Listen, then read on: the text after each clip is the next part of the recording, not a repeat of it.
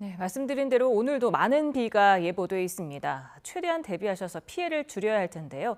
피해 요령 이영주 경일대 소방방작부 교수와 연결해서 알아보겠습니다. 교수님 안녕하세요.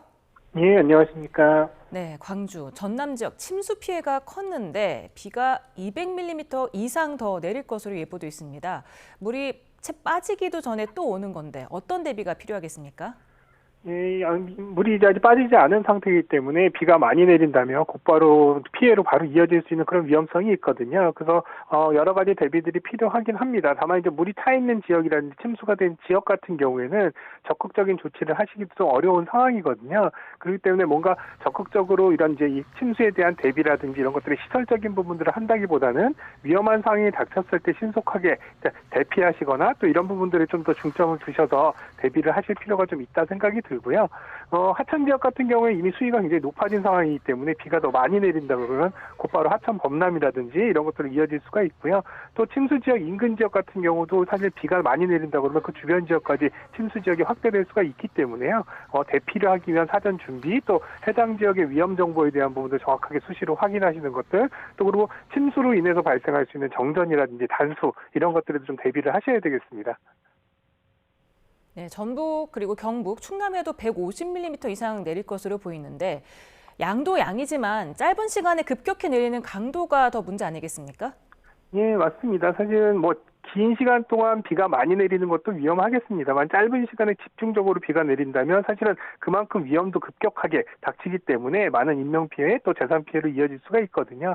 또 비 같은 경우에 특정한 지역에 집중적으로 비가 내리는 경우에 사실 일시적으로 이제 배수 용량을 초과하는 상황들 그래서 이제 침수로 바로 이어지는데요. 이런 것들은 단순히 이제 저지대라든지 혹은 또 상수 침수 지역 이런 데랑은 상관없이 도심 내라든지 마을에 일시적으로 이렇게 침수가 발생하는 것들도 발생할 수 있기 때문에 사실상 평상시에 침수가 안 되던 지역까지도 침수가 발생할 수 있는 위험이 있다라는 부분들 좀 명심하셔야 되겠고요.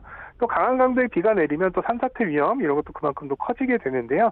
지표수가 쓸려 내려가면서 산사태를 유발한다거나 또 토사라든지 이런 것들이 무너져 내리면서 또 인근 지역이나 마을에 피해를 입힐 수 있는 만큼 짧은 시간에 비가 많이 내린다 한다면 이건 더 큰 위험이다 이렇게 판단하시는 게 맞겠습니다.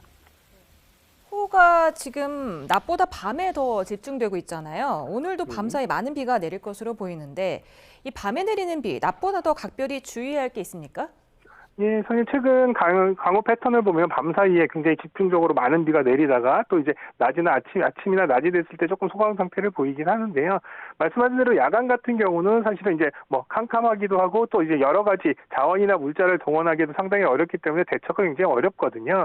또 한편으로는 일반 시민분들도 대부분 이제 밤에 취침 시간이나 야간이기 때문에 사실 이런 부분들을 항상 경계하거나 주의를 갖기는 좀 어려운 상황이다 보니까 야간에 강한 비가 내려왔을 때 피해가 더 커질 수 있다 이런 부분들이 있습니다.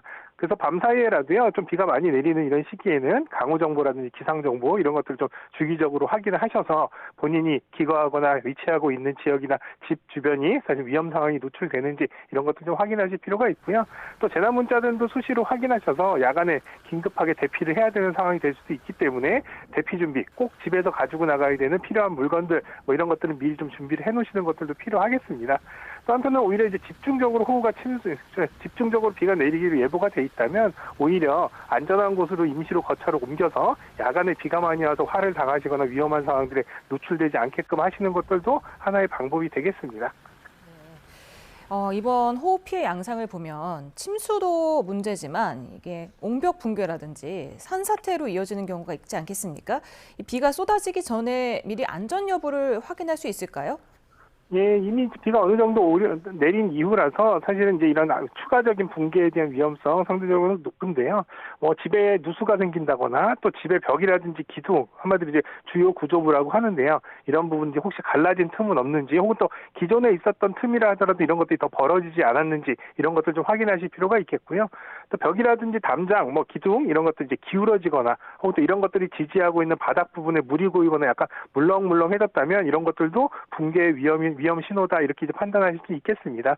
또 집 주변에 이제 옹벽이라든지 이런 것들 같은 경우도 잘 균열이 있는지 이런 것들도 잘 보셔야 되겠고요. 또 기본적으로는 비가 막 내리고 있거나 비가 온 직후인데도 이 배수를 위한 배수공, 한마디로 이제 물이 배수되는 이 구멍이 있는데요. 여기서 물이 아예 안 나오는 상황이다라고 하면 이건 배수공이 막혀서 오히려 더 위험할 수 있다 이렇게 좀 의심을 하셔야 되겠고요. 또 물이 너무 많이 쏟아져 나오는 경우에도 이제 이건 지하수가 너무 많이 여기에 차 있기 때문에 이 토합이 상승해서 또 붕괴의 위험이 된다 이렇게 이제 판단하실 수가 있겠습니다. 그리고 또 옹벽 사면에 배수로라든지 뭐 이런 상황들 이런 것들이 막혀 있는지 여부도 좀 잘 확인하실 필요가 있겠습니다. 네, 이 산사태 위험이나 옹벽 붕괴 위험이 비가 그친다고 바로 없어지는 건 아니잖아요. 뭐 산사태 경우는 비가 그치더라도 한 달까지는 해야 한다던데 옹벽 같은 건 어떻습니까? 예, 온벽도 마찬가지입니다. 땅 속에 이제 비가 내리면 지표수로 흘러나가는 이런 이제 물들이 있고요. 또 하나는 이제 지하로 스며들어서 지하 속에 지하수와 함께 이렇게 이제 빠져나가는 상황들이 되는데요. 비가 지속적으로 계속 많이 오는 시기도 사실 위험합니다만 비가 많이 온 이후에 이 지하수 양이 굉장히 많이 늘어나는데요. 이 지하수가 늘어나는 만큼 충분히 지하수가 제대로 빠져나가지 않은 상황이 된다 그러면 이런 것들이 이제 산사태의 원인이 되기도 하거든요. 그렇기 때문에 비가 많이 온 직후 말씀하신 대로 일주일이라든지 한 1, 2주 이상 충분히 그 지역에 비가 많이 내렸다면 이런 산사태 붕괴 우려에 대한 부분들을 항상 좀 예의주시하실 필요가 있겠습니다. 네, 지금 물폭탄이 쏟아지면서 도로 침수가 빈번히 일어나고 있습니다. 침수된 도로를 지날 때 주의할 점이 있을까요? 어느 정도 물이 차오르면 몸을 피해야 한다. 뭐 이런 대피 마지노선이 있습니까? 예, 기본적으로는 침수된 지역 혹은 또 물 웅덩이가 형성된 곳은 가급적 회피를 하시는 게 가장 안전하겠고요. 뭐 부득이하게 이런 이제 물이 침수된 지역을 지나가야 되는 상황이라면 차량의 경우에는 차량 바퀴의 한 절반 정도 이상이 잠기면 정상적으로 운행하기 어렵다고 판단을 하시는 게 맞습니다. 또 그리고 2분의 1 이상 잠겨서 갈 수 있다고 생각하셔도 가는 중에 계속 침수가 이루어지는 경우에 결국에는 이제 차량이 깊은 침수에 빠져서 조치를 못하는 상황이 되기 때문에 일단 침수가 진행된다라고 생각되시면 바로 다른 곳으로 이동을 하시는 게 좋겠고요.